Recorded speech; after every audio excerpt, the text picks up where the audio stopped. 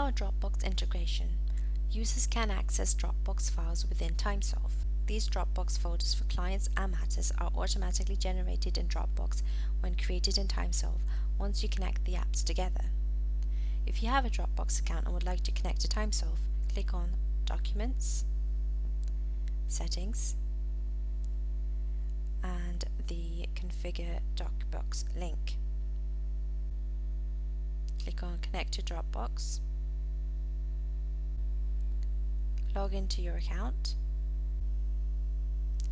and click on Allow Access. Now if I go ahead and check my Dropbox account, you can see here that all of my clients and matters have been added over here. Now whenever I add a file inside of my Dropbox folders,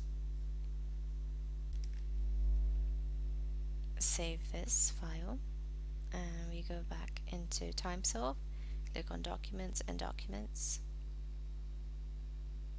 click on Dropbox, and we click on the client we were on,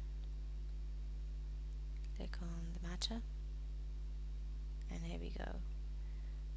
The file has appeared inside of TimeSolv and can be accessed, it can be edited, and it can be deleted. Do test 1, 2, 3, click save,